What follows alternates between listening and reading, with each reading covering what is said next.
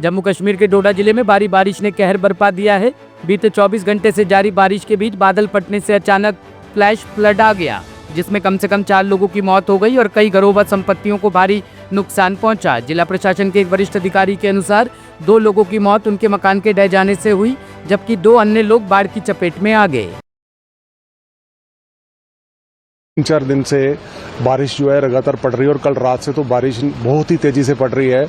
सुबह से ही early in the morning जैसे ही सुबह हुई तो सिविल एडमिनिस्ट्रेशन डीसी साहब की तरफ से, एसएसपी साहब की तरफ से हम पुल डोडा की तरफ आ गए। मेरे साथ तहसीलदार और एसीएस साहब भी थे। तो पुल डोडा में हमने देखा कि पानी का बहाव जो है बहुत ज़्यादा तेज़ है और पानी जो है लगातार बढ़ता ही जा रहा है। मुझे कम से कम 6-7 घंटे हो गए यहाँ पे इस समय। तो मैंने देखा कि इस समय जो पुल है, मुझे लगता है 1-2 घंटे के अंदर जो पानी जो है ये पुल के ऊपर आ जाएगा। तो लोगों को क्या एडवाइस है अभी, क्या किस तरह से आप देख रहे हैं? हम जो चुनाव के किनारे पे जितने भी लोग हैं उनको हमने मैक्सिमम लोगों को यहाँ से रेस्क्यू कर लिया हुआ है, लेकिन हम फिर भी चाहते हैं अगर हमें सुन रहा है, अगर रह गया है तो वो फटाफट चुनाव इस जगह को छोड़ के ऊंचाई की जगह चले जाएं। और डोडा सिटी के लोगों से, भदरवाह और किश्तवाड़ के लोगों से ये रिक्वेस्ट करते हैं कि फिलहाल मौसम का हालात देखते हुए आप अपने घरों को छोड़ के किसी भी इमरजेंसी में बाहर ना निकलें।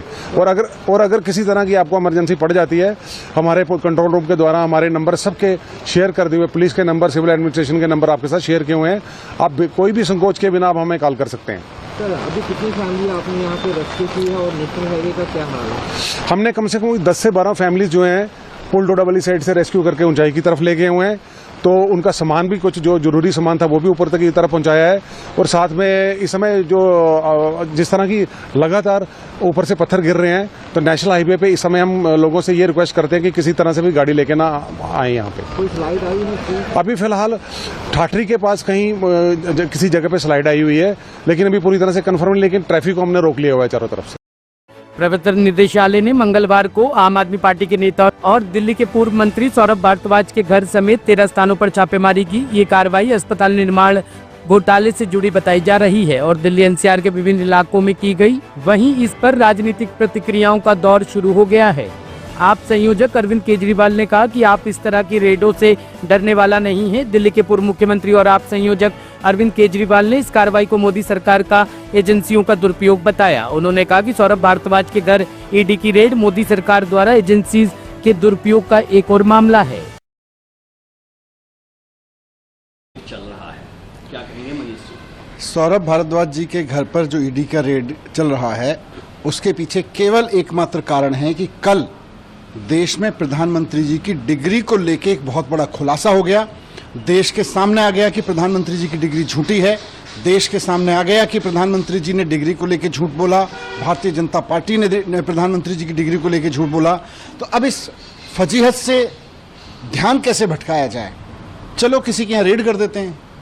ईडी वालों को पूछा, जी कोई केस होगा, रेड बताओ किसके यहाँ करनी है? बोले जी अरविंद जी के यहाँ भी हो चुकी, सत्येंद्र जैन के यहाँ भी हो चुकी, मनीष सिसोदिया जी के यहाँ हो चुकी। बोले सौरभ भारद्वाज के केस का क्या हुआ? तो ईडी वालों ने बताया सौरभ भारद्वाज के बारे में कि जी सौरभ भारद्वाज जब मंत्री थे, केस तो उस समय से पुराने का है, वो जब वो मंत्री नहीं थे। तो बोले कोई बात नहीं, ध्यान तो भटकेगा। तो ध्यान भटकाने के लिए, प्रधानमंत्री जी की डिग्री के मसले से ध्यान भटकाने के लिए सौरभ भारद्वाज जी के घर पर रेड की जा रही है ईडी की। और मजाक है, बच्चा भी हंसेगा इस बात को सुन के कि सौरभ भारद्वाज के घर जिस केस में रेड हो रही है वो उसके मंत्री बनने से पहले का केस बताया जा रहा है, और रेड तब के लिए हो रही है जब वो मंत्री बना। तो हद है यार, कुछ भी कर लेते हैं। मतलब ध्यान भटकाना है, थोड़ा जवाब दे देते हैं, हाँ जी डिग्री के बारे में गलती हो गई हमसे, या डिग्री का सच ये है। यूनिवर्सिटी के लोग आके कह देते डिग्री पे बात नहीं करेंगे, फर्जी केस करेंगे। तो इनकी डिग्री भी फर्जी, इनके केस भी फर्जी। सत्येंद्र जैन का केस जैसे देखा आपने, सारा का सारा केस फर्जी निकला, वैसे ही इनके सारे केस भी फर्जी निकलेंगे और अंत में देखना सब फर्जी निकलेंगे भारतीय जनता पार्टी के लोग। लेकिन ईडी का जैसे जो इतिहास है, जो बताते हैं कि जब भी कार्रवाई होती है तो भ्रष्टाचार के गंभीर मसले को लेकर ईडी का हमेशा दावा रहता है कि हम कार्रवाई करते हैं। ईडी का केवल एक ही मसला रहता है कि भारतीय जनता पार्टी उनको कह दे कि भाई देश का ध्यान भटकाना है। प्रधानमंत्री जी की डिग्री पे जो बहुत फोकस कर रहा है देश, सोशल मीडिया से लेके मीडिया तक में, इंटरनेशनल मीडिया तक में चर्चा हो रही है कि एक देश का प्रधानमंत्री झूठी डिग्री के मामले में एक्सपोज हो रहा है। तो ईडी का काम, ईडी को काम ले लिया उन्होंने। ईडी का यही काम रह गया आजकल। ईडी का काम भ्रष्टाचार रोकना थोड़ी है। भारतीय जनता पार्टी जब फंसने लगे तो उन मुद्दों से ध्यान भटकाना है। प्रदेश के अध्यक्ष और पूर्व मंत्री हैं, उनके ऊपर आज ईडी ने छापा मारा है। सौरभ भारद्वाज पे जो मामला बनाया गया है वो पूरी तरीके से निराधार, झूठा और बेबुनियाद है। और ये बात मैं इसलिए कह रहा हूं कि जो ये केस बनाया गया है उस वक्त सौरभ भारद्वाज मंत्री ही नहीं थे। तो एक झूठा और बेबुनियाद केस बना के सौरभ भारद्वाज को फंसाने की कोशिश की जा रही है। और हम सबने देखा कि कैसे सत्येंद्र जैन के मामले में 3 साल तक उनको जेल में रखने के बाद सीबीआई ने कह दिया उनके खिलाफ कोई सबूत नहीं। एक झूठा केस सत्येंद्र जैन पे बनाया।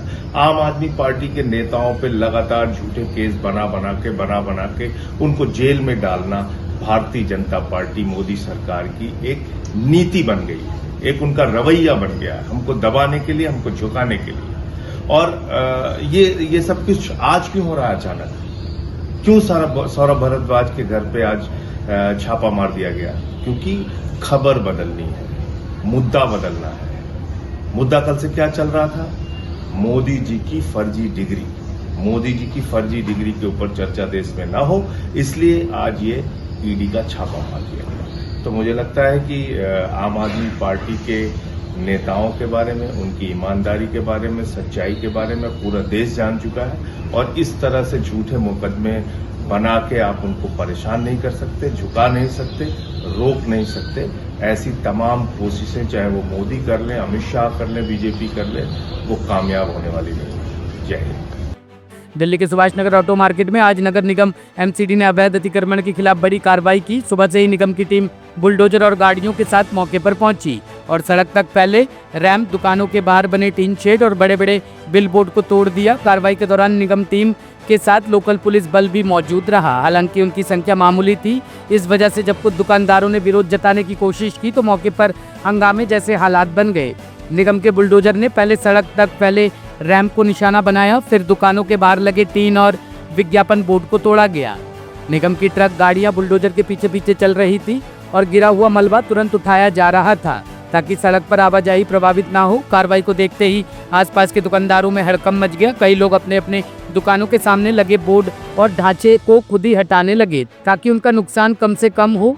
कुछ दुकानदारों ने शिकायत की कि अगर पहले से सूचना दी जाती तो वह खुद ही अवैध इससे हटा लेते और इतना बड़ा नुकसान नहीं झेलना पड़ता। ब्यूरो रिपोर्ट, टीम तफ्तीश न्यूज।